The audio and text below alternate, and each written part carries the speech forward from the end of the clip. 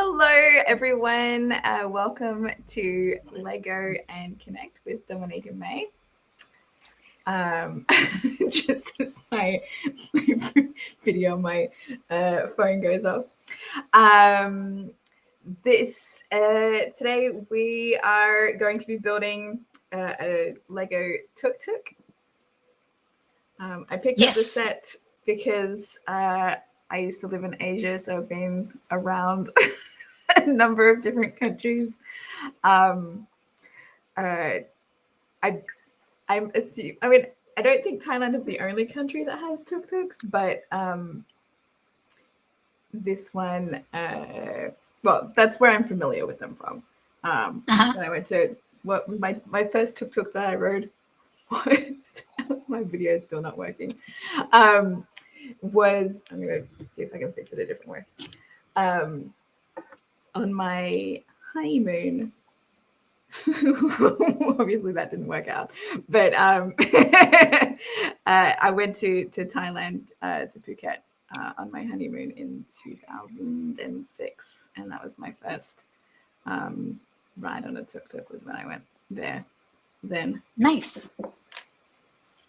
Yeah. Did they, in my mind, I'm thinking like honeymoon, post-wedding. I'm imagining a tuk-tuk that's just like decorated with all kinds of lovely flowers. I'm sure that wasn't the case, but in my imagination, it's the case. I think it was really a basic one. I turned the video off, and that's why it's not going up. All right. Hopefully this will start working better. Okay. Nope. Okay, wait. It looks fine on my phone, but not on the... We have a viewer, and it is myself. Oh, you're watching. It's so weird. I was like, I need to see what's happening on Facebook. It's like, is it like narcissistic to watch yourself? I don't know. I don't know. Most of my guests have have had that experience of like they just click the thing on. Sometimes they leave comments while we're actually doing the stream. Oh, good. It's not just me then. Awesome. Nope, it is not just you. Okay. My video for my phone is still not going to work, so I might just have to display it on my regular screen. Yeah. I think it's a small enough set that you can show the bits and pieces. It's just the progress as we go. If I notice that the camera starts working again, then I will turn it on temporarily until it goes off again. It happens. Sounds great.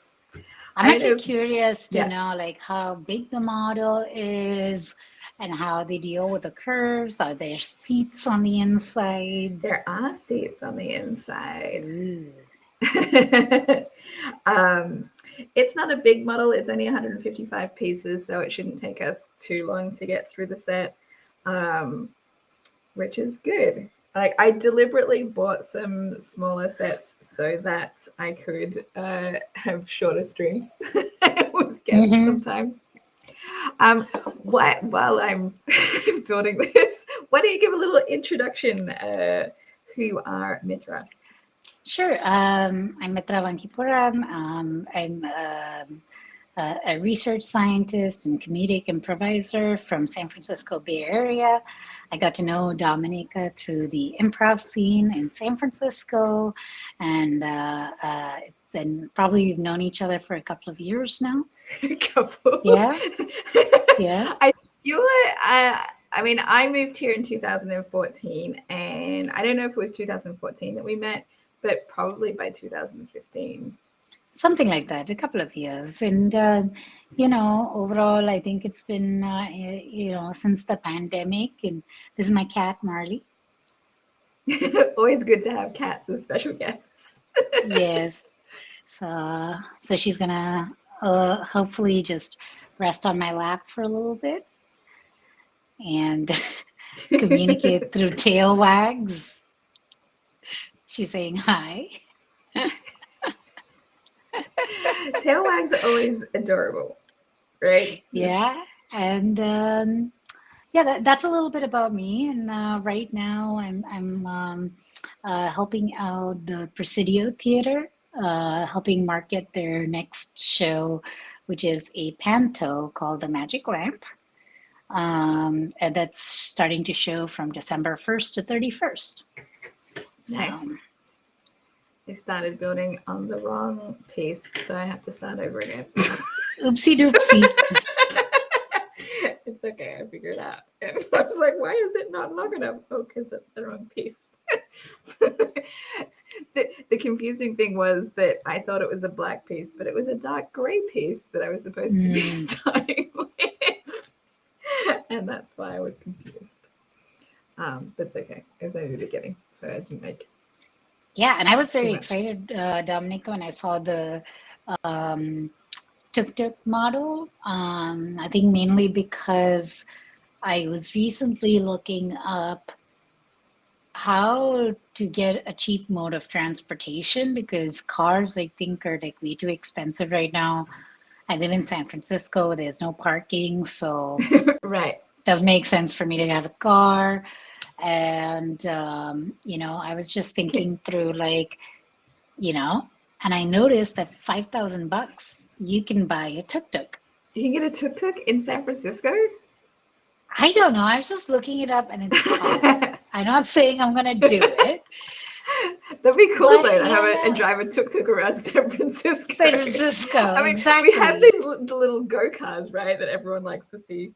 Yeah, Not and everyone. Some it's people all don't like them. electric. It's an all electric tuk tuk, and it's like, and also you have to understand, like, coming from India, we didn't say tuk tuk, we would call it an auto rickshaw. Mhm. In India, we would have this thing called as rickshaws that were manually driven. It was a cycle that has a carriage at the back with 2 wheels, so it makes a total of 3 wheels. Mhm. And the rickshaw would be driven by a person who would cycle, and so when tuk-tuks came about, they were seen as an automatic rickshaw, so auto rickshaw. So I grew up learning of it as autos. So when you go to India, if you say, I need to catch an auto, it means a tuk-tuk. Right. Yeah, they have different names depending on what country in Asia that you're in. Yeah.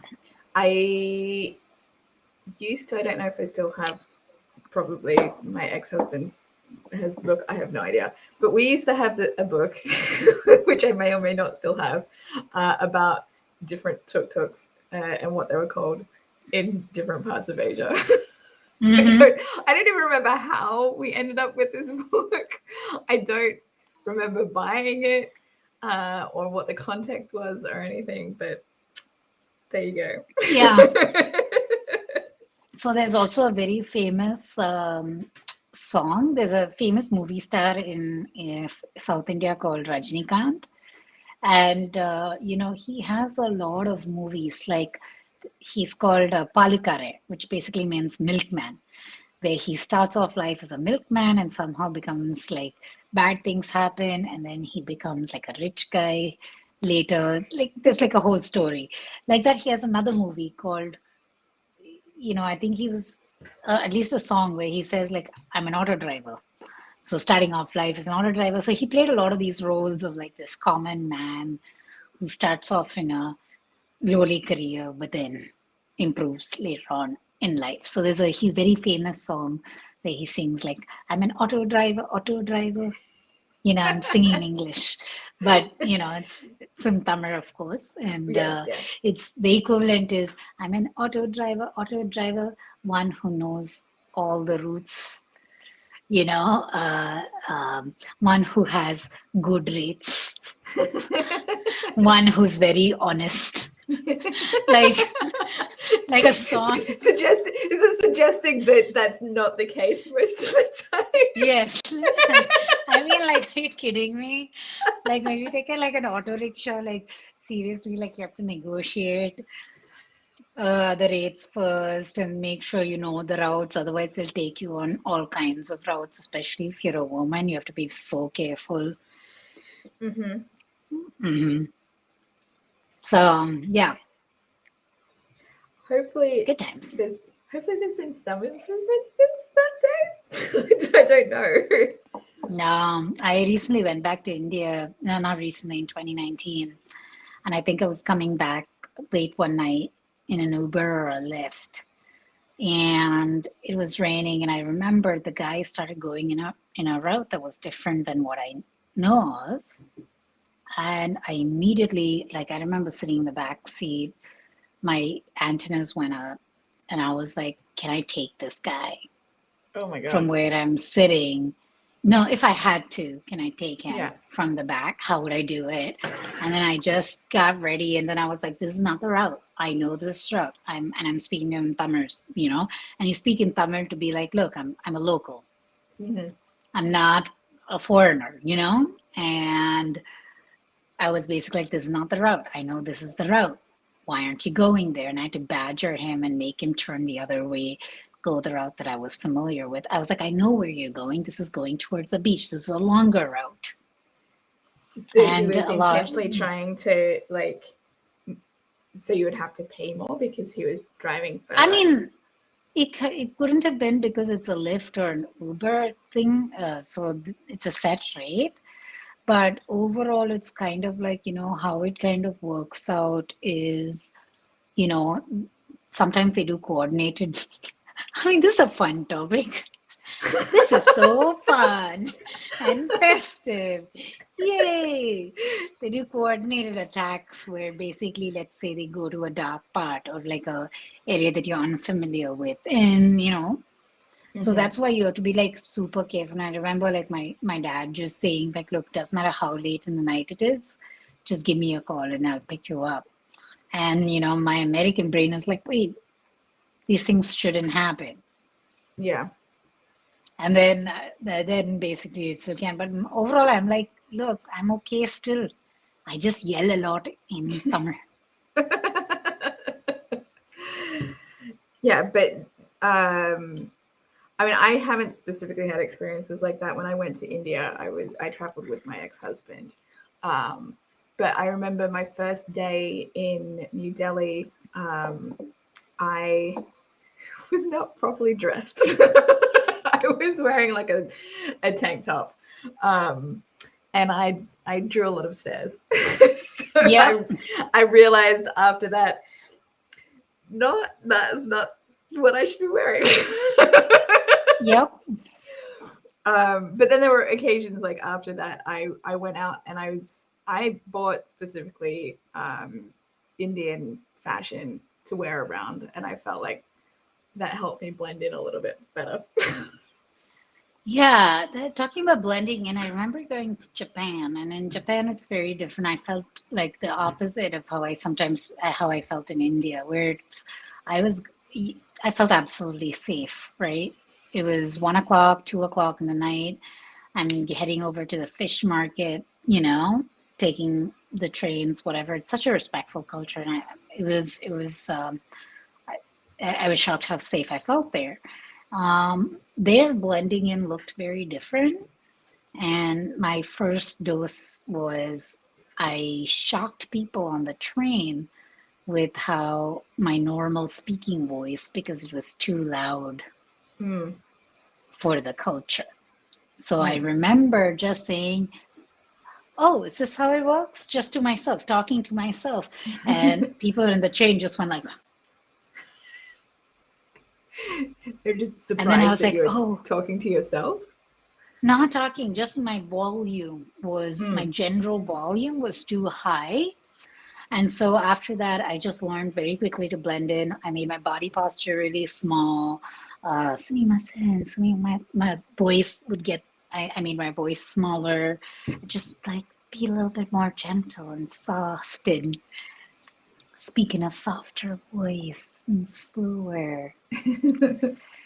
Just like everything anti-Indian. And yeah, the cultures are so different across all the different countries. Oh yeah, 100%. Yeah, I've so far been to Japan, Australia, the Australian Improv Festival, the US, Canada, India. I've been, those are roughly the All the places countries. I've been to. And I really enjoyed Australia a lot because it felt like the UK and the US had like a baby.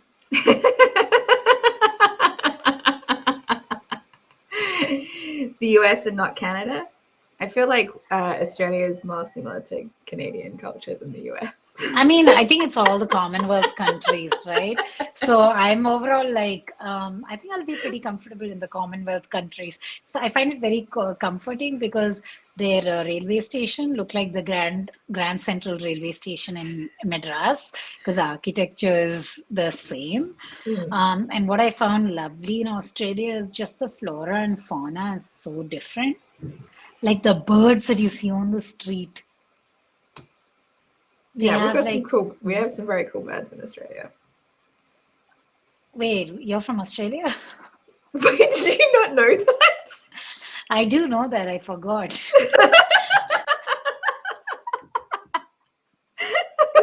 I love I it. just forgot. I'm so amused. I just forgot. It's fine. It's fine. It's just I'm not used to people not knowing. I'm more used to people being surprised that I'm a US citizen than I am people being surprised I'm Australian. It's kind of like I think I don't register your voice as an Australian accent. I just recognize it as Dominica, how Dominica speaks. So, Fair. it's like the details I remember are like spent some time in Southeast Asia, you've been here a while, do improv. Like I just forgot. Like I know you're from Australia, but I just forgot. Yeah. And That's fair. and so I really enjoyed. I have a friend in Sydney from high school, from middle school friend. So I don't know. I liked it a lot. The birds are so different. The blackbirds, with the long beaks. Did you, out of curiosity, did you have any like fear that you would encounter any of the dangerous Australian animals? I know a lot of people are terrified of going to Australia for that reason. And I'm just like, why? I didn't have any fear because I was going to Sydney. Okay. I'm going to a proper city. It's not like I'm going to like is it the bush? Like I'm forgetting all my geography. It's like the bushlands. Yes. Yeah. Yeah. Occasionally you get some things in the cities, but that's rare to actually encounter them. But I did learn a thing or two about like fishing. Like when I went there, I did a tour of the fish auction in Sydney, and they were telling me stories about villages where they were doing like crab fishing or something like that. They were just saying like, oh yeah, as you're pulling up the cage or the net for capturing the seafood, an alligator might just come along with it. And they're just used to it because the alligators know that when the fish net goes up, that there might be food on the boat. Right. And by food, they mean the fishermen.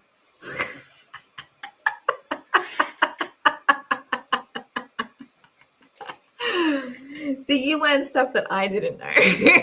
Yeah. And I'm listening to that going like, oh, interesting. Yeah. That's cool. And like, here's another fun fact about Australia.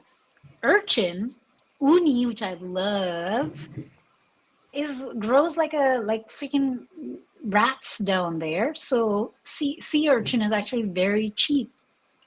In Australia, you get high quality uni, and you literally pay people to go clear it out. Wow. It's because it grows like a weed there. And I had some fantastic seafood, like all kinds of different seafood. I think it was wonderful. So yeah, I had a blast. I ate a lot of good food there. Was it so?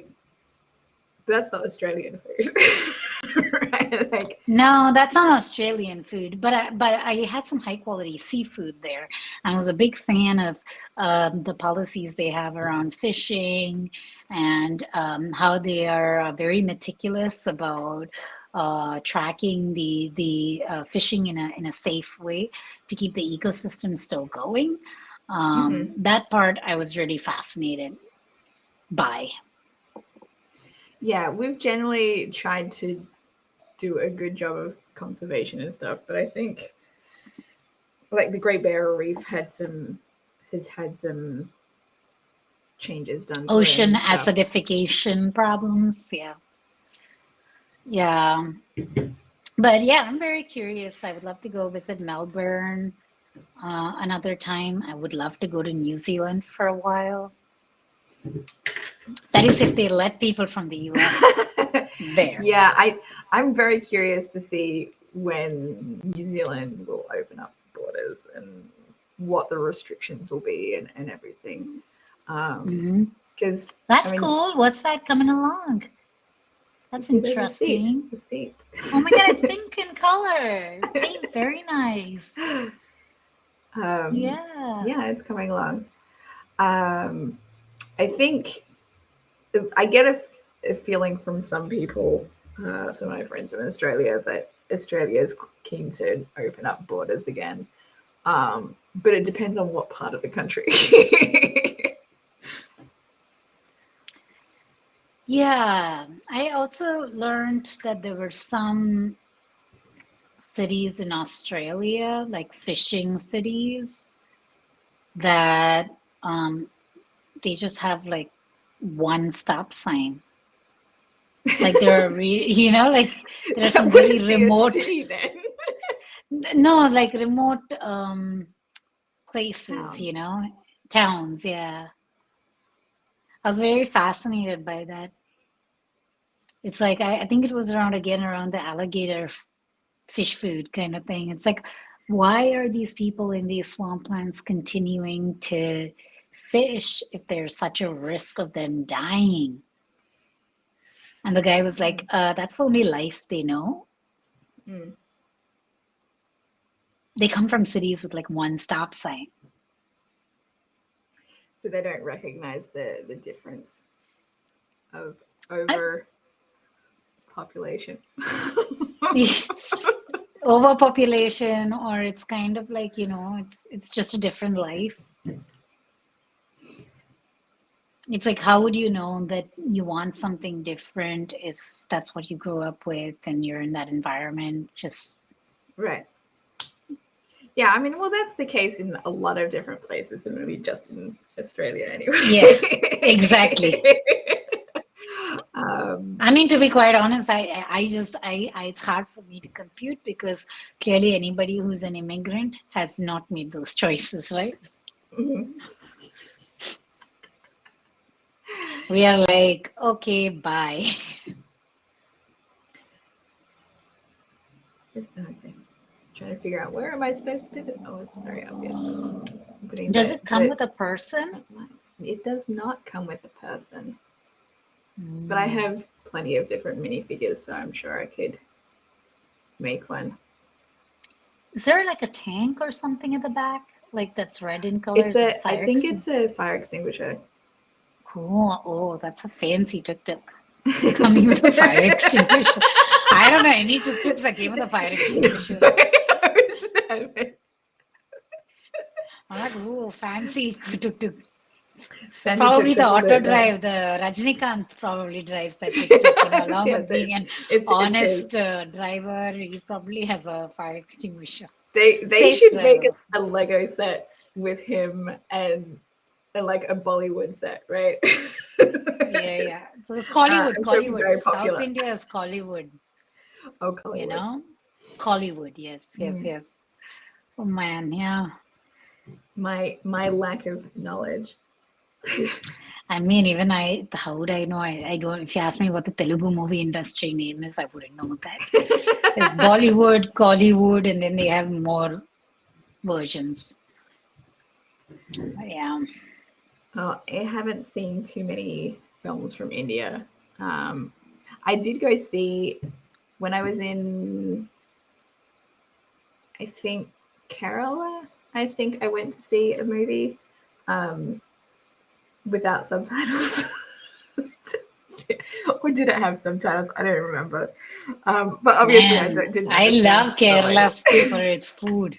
Yeah, Malayalam, it's a different language, and you have to just make out based on what's going on the scene.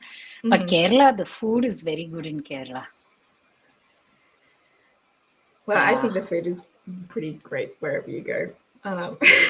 Or at least wherever I've been. Yeah, it's very good for I'm from Tamil Nadu, and Tamil Nadu is predominantly vegetarian, very good for vegetarian food.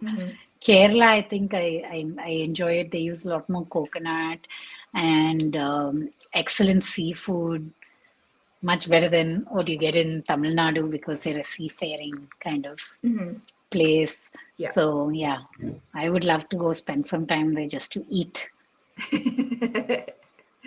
I remember, just whenever I go places, I make a food. I pretty much center it all around food. That's the reason to travel to a lot of places, though. I mean, I've deliberately traveled to places specifically because I wanted to have the authentic food experience. That was a big part of why I traveled to New Orleans a couple of years ago. Oh yes! Oh my God! I got to go to a conference in New Orleans, and I was just eating the whole time. There's such a variety of great foods to try there.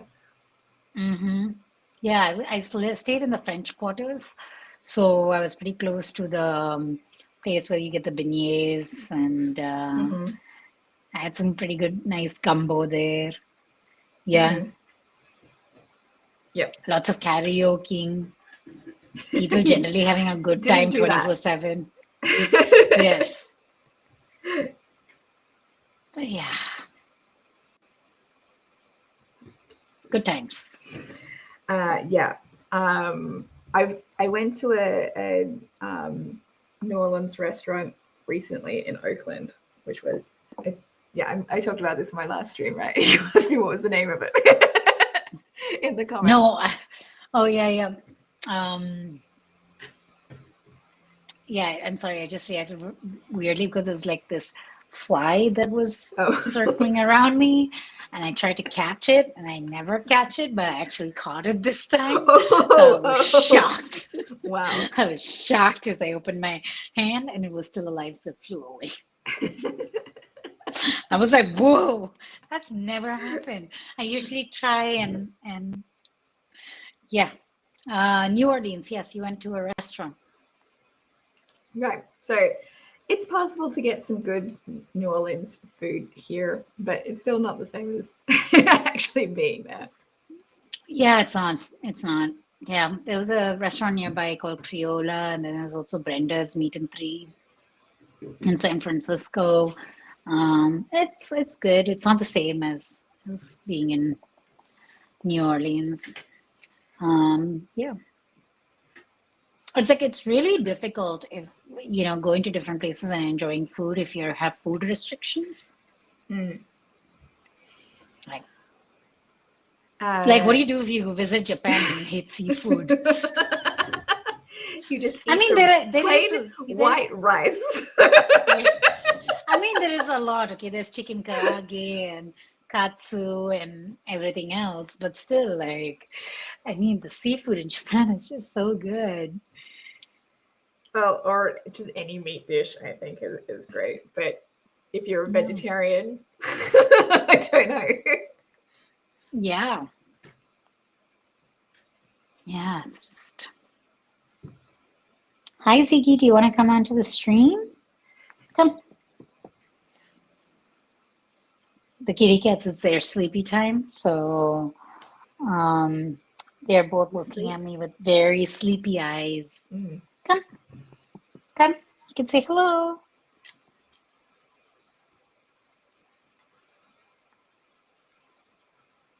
So it's got some angular pieces to do the different shapes on the side. Oh, come on, big boy. Oh, see? They're not too scary.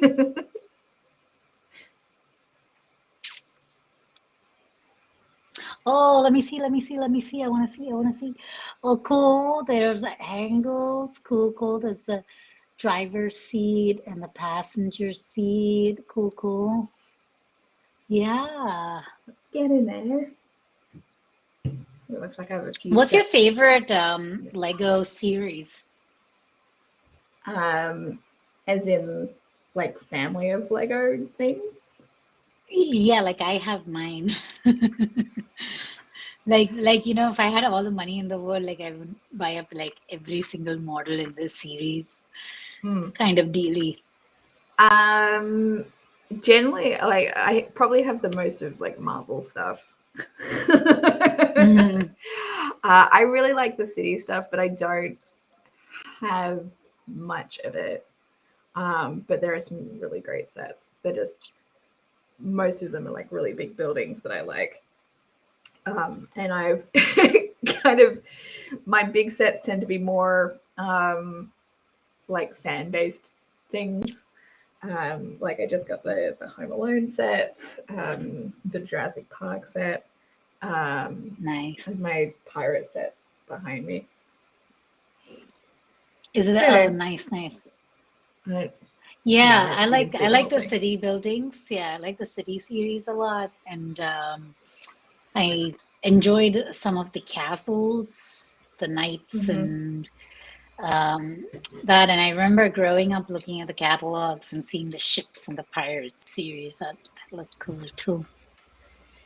Yes, I also had a lot of, we would pick up all the catalogs and use those for kind of wishful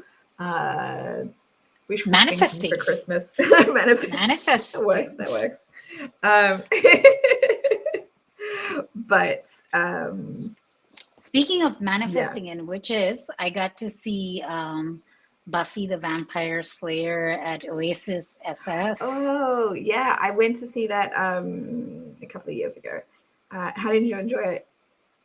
I enjoyed it very much, especially because our friend Casey is in it. In it and playing Willow.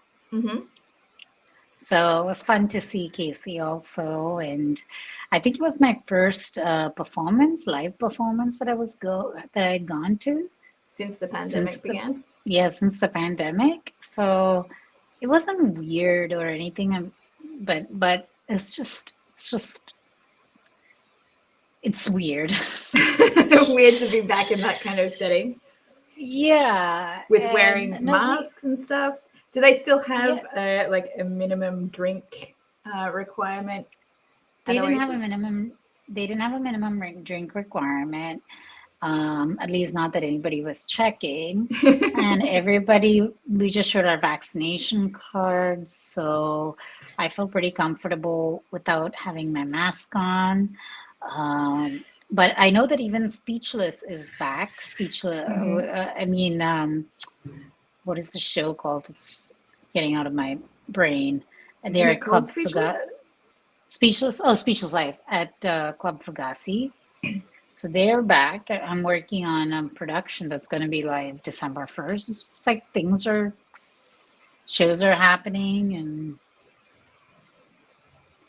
did they have was it packed or did it have like spaced seating and stuff? It was packed. It was packed for sure. Like I was sitting at a table of 4 and there were people all around. But I didn't feel like unsafe or anything like that. They were checking vaccination cards and life has to move on. Yeah. No, I mean, I've been into, I haven't been to Oasis since the pandemic began, but I've been to other places that's been the situation. Like I've been to Punchline Comedy Club twice. I'm going again on Wednesday this week to see a friend perform. It's gotten me thinking about like, okay, so yesterday I was interviewing some of the actors from the Magic Lamp for marketing. And I was talking to this wonderful lady called Renabeth Apostole, who is playing like Jasmine, Princess Jasmine's mother in the show. And one of the questions I asked towards the end is, what do you love or find magical about theater? And, her response was, really feeding off of the audience energy and like it's almost like an audience is like another person in the scene. Yeah. And when she was talking about that, I kind of forgot what that feels like. Or I was like, man, I want to feel that again. And I haven't felt that urge to perform in over, 2 years. So it's kind of like a little odd. So I've been thinking about, okay, but what do I want to do? I mean, I think I want to do something else different, but I don't know what it is yet. I've discovered there's a stand-up comedy club in walking distance from my house. So I'm considering checking that out. They've got an open mic night on Thursday nights. So that would be convenient for me to go to. Yeah. So that's where I'm kind of sitting at. But I still don't know yet whether that's something I want to get back into or not. Yeah, it's very different because I think like the previous mindset I would have had is just jump into something. But I've done so many jumping into some things. I'm like, it's okay to take time. Yeah. So I recently, Renabeth mentioned there's a place called Actor Spaces in San Francisco. So that's something I might check out. Maybe clowning. Clowning is fun. I've done clowning classes, but for the purpose of improv. Yeah. Oh my gosh. It's coming together. It is. It's almost done. I just have to do Is it just a flat top?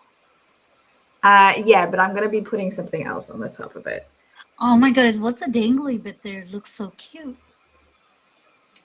It's just like a tassel kind of thing. That is so cute. Plastic one. I love it. It's so cute. I like it a lot.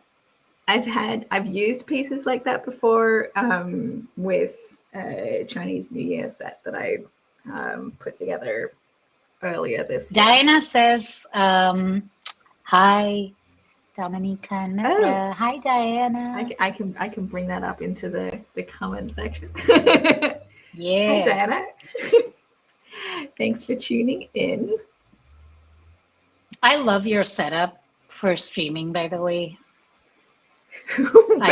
when my other thing starts working, my phone is not working the entire time. But just overall, the background, the layouts, how you're able to pull comments in.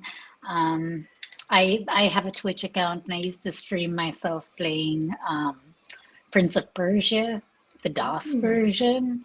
Oh, wow. Yeah, it's 60 minutes, so I'd play it with no cheating, right? The interesting thing is the game is only 60 minutes. So my stream would only be 60 minutes. And I may or may not, succeed in my mission to save the princess. But, I remember so I have an appreciation for your setup because I was like, I tried to do the stream OBS thing and I'm like, I'm appreciative of everything that's going on here. Oh, and see, Diana agrees that the background is awesome. Background is awesome. Yes. Yeah, I've streamed from different parts of my house before. When I've been a guest on Mike Brown's show, I had different backgrounds. I think I did use my Lego background for one of them. But another one, I knew we were going to be talking about video games, so I sat on the floor in a different part of my room and had my my old game consoles behind me. Nice. So that was fun. I was Diana, still around. Your ears might have been burning earlier because we were talking about Speechless Live at Club Fugazi. Just throwing it in there to entertain our audience member. So that's cool. So you can actually go to different parts of your house depending on the theme of the... Yeah, but I mean, now that I have this kind of area set up, and this is slightly different from my last stream because I moved my furniture around a little bit since then, because I went paid for somebody to professionally clean my rugs in my house.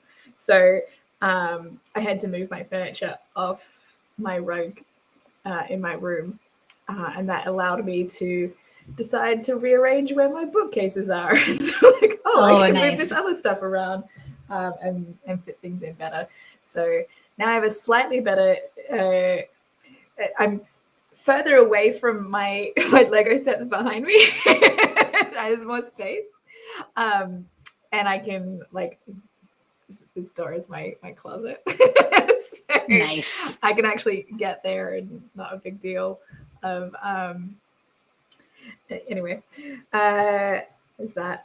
And Dinah says that it was very cool to play on the Club Fugazi stage. I haven't been to that venue, you know. Oh, I haven't either, but I've just been hearing their names so often lately. Where is it? I am looking that up. It's Green Street, San Francisco. Oh, it looks gorgeous. Telegraph Hill.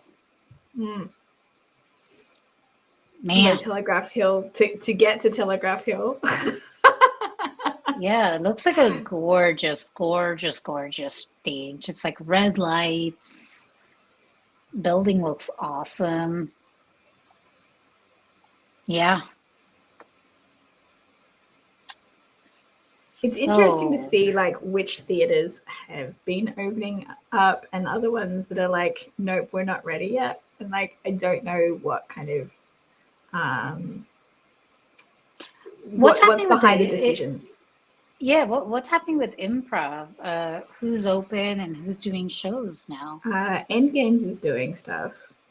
At Stageworks. Yes. And as far as I know, that's the only venue that's doing, or I think Made Up Theatre in Fremont might be doing stuff. Yeah, it's really about the places I've been to, they're checking vaccination cards pretty regularly, and I haven't been to Stageworks since they opened up, so I don't know whether it's opened at full capacity or at reduced capacity. Yeah, I don't know. For me, I haven't had a problem going to stand-up comedy shows because it's one person that is unmasked for the performance, but improv is different because you've got multiple performers on stage at the same time. And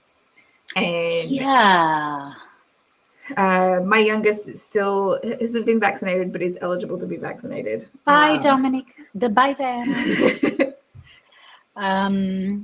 Good to see you. I was talking to, again, and I think the conversation with Renabeth is coming up again, but she said it's really different experience performing to a masked audience. Compared to an unmasked audience. She's just so used to seeing people's faces that so you can't see their reactions. Yeah, you can't see their full reactions, and so it's apparently it's a different experience.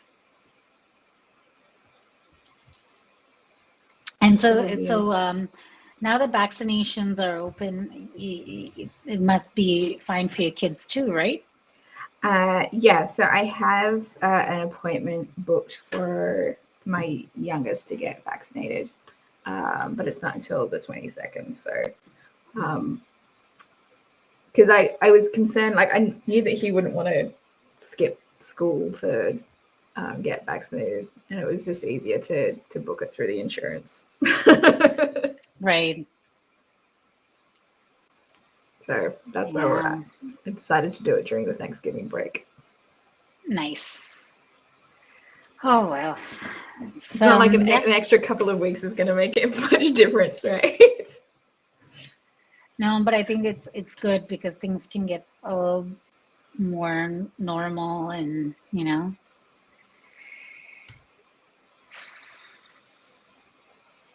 Wow. Yeah. It's like, yay, fun topic. Woohoo. You're getting there. Hey, where are we at? Okay, what went on top of the Tuk Tuk? I'm so confused. Is that luggage or fans? No, I think it's fans. Wow, this is such a fancy Tuk Tuk. It has fans up top. Not just a cloth. It is a fancy Tuk Tuk. No. Oh my God, such a fancy Tuk Tuk. Oh my God, 3 or 4 colors of paint, 5 colors. I see 5 different colors. 1, 2, 3. Oh my God. It's so cute though. It is cute. It reminds me like in India during Navratri, which is like basic Christmas, which is like a 9-day festival. It just happened in sometime like about a month ago. We make little is it dioramas like in Christmas? Like am I saying the right thing? It's like small miniature versions. Yeah, diorama sounds right. Dioramas. So, you know, typically they would make like these scenes of like an Indian wedding or like a pilgrimage or like some like city street. So I was looking at this Tuk Tuk and I was like, man, it'll be really cute in one of those dioramas where it's like a Lego Indian city or something. Mm-hmm. You know? Well, I mean, there's the Taj Mahal set, so. What, the Taj Mahal set? I know it's this big. There's a bigger one. There's a big one. I think there's a small one and a big one. Big one. Okay. I've been tempted to get it, but also there's so many good sets. It's hard to like restrict. Like some of the sets that I've bought recently has primarily been a result of seeing that they're going to be retired soon. I wouldn't be able to get them in the future. I'm like, well, I better get it now or else I won't have a chance, or I have to pay an extra $100+ for it because that's what you have to do when they're retired products. Oh, yeah. When they so I'm speaking of which, I'm an antique book collector, and I mean book because there is only one book that I keep collecting, which is so I call myself an antique book collector, and it is the 1950s edition of Odum's profusely illustrated encyclopedia for children. And why specifically that title? Because it was an encyclopedia that I grew up with that was bought by my great-grandfather for my father and his siblings. And so it's passed down to me. And so at some point it's gone through many hands, right, of people reading this book. My father, his brothers, their neighbors, my sister, myself. So this book is a little worn down. So a few years ago, I was like, this is not in any shape to pass down to any more generations. So I started first buying one copy, right? And I was like, oh, I can find one. Oh, it's on Etsy for, like $50 or $75, from somebody's basement. Then you can't stop there. Then you do another search and you find another copy. And then, so right now I think I have like 3 copies. Wow. Of the encyclopedia. And every now and then I just Google to see whether there is another copy somewhere. But it's a gorgeous encyclopedia. It is truly profusely illustrated, pages after pages of beautiful animals, illustrated flora, fauna. They show you how people live, how light works. It's just a very well illustrated book. And they even have like a page of like different flags of every nation. And with each flag is a miniature person wearing the clothes from that are common to that particular country. So it is, and they show how steam engines work, and the side of the steam engine is cut out, and you can see the insides of the steam engine. So it's a really good encyclopedia.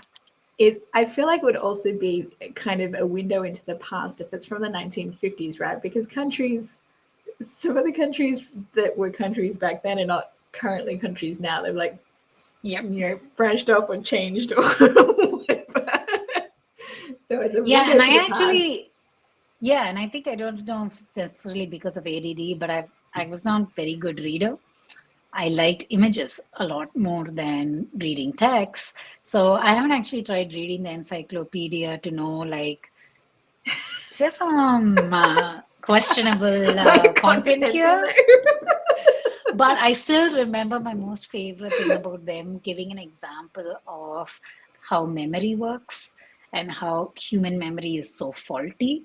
And it's a little illustration at the bottom of one page where Billy says, I have a dirty dog. I have a black dog. I think he says, I have a black dog. Okay? Or he says, like, my friend got a black dog.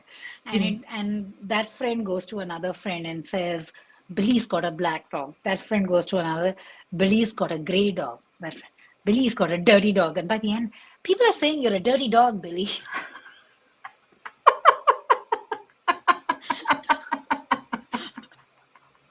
It's an illustrated example about the imperfection of information transmission through human beings. Yes. When I was a kid, there was a game with, at the time, it would now be considered a racist name, I think, but the non-racist version of the name is telephone. So that's exactly it. Yeah, we used to even play telephone.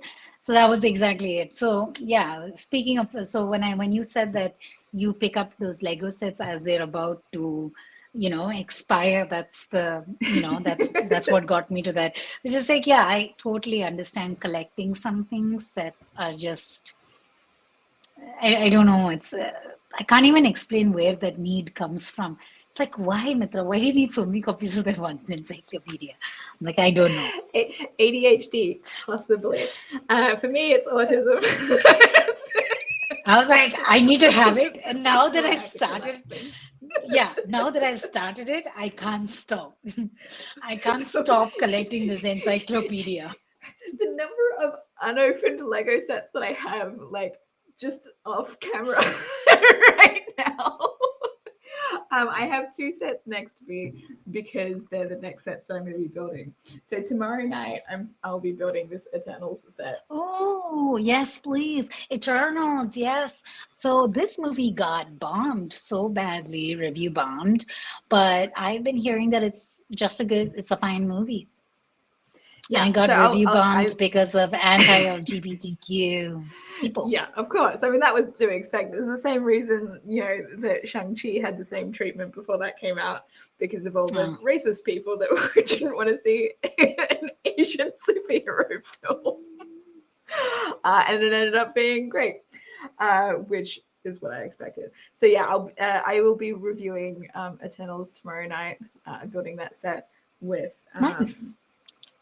Another big Marvel fan who has been a guest on my show before, but not on the public version of the stream. So, and then after I finish that set, I'm hoping, crossing my fingers, this is going to be my biggest set. It's got more pieces than the Daily Bugle set, but it was cheaper. Oh my God, no way. It was cheaper than the Daily Bugle set.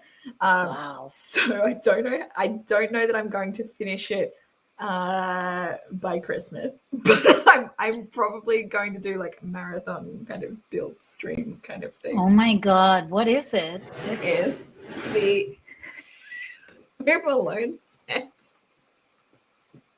Oh my God, oh my God, oh my God, oh my God. It even comes with the the truck of the bad guys, and does it open? Oh my god, I bet it opens up or something. Like you can see the inside. Oh my god, well, we can that see is the so reflection. detailed. That's so detailed. That's amazing. So it has all like different rooms and different scenes from the movie and everything. Oh, so that's got to be a blast. It's going to take a blast. while, and I'm probably not going to have a guest for every stream, just because I want to try and do it. Well, like so I have a couple of Christmas sets that I want to do in December. So if this is not done by December, I will take a break from it, build my Christmas sets, and then come back to it later. Oh, nice. But the Home Alone probably has some Christmas rooms, right? Because it was set in Christmas time. It is also technically a Christmas set, I guess. It's got Christmas decorations and things because it's a Christmas movie. It's set during Christmas. I have a small Christmas set that is the Christmas Story. Just like a fireplace, and I think Dickens standing outside, that's cool. and yeah, just a small tiny little set. Yeah, I like to build that around Christmas time just to have some Christmassy vibes without decorating my place too much. Yeah, my Christmas sets will be my some of my Christmas decorations. I have the Elf Clubhouse set, which is the biggest set that I have, and then the smaller set that I have is Santa's sleigh. It's got like old toys and stuff. It's like a guitar. It's cute. Yeah. So we'll see how I go. Yep. If my phone I look keeps forward to up, the then streams. it'll just be my face. Yeah, I am very curious to see like how this. At the very least, I'm saying like if you're going to do the Home Alone, it'll be very interesting to see a fast, what is that, a sped up video? Speed up, yeah.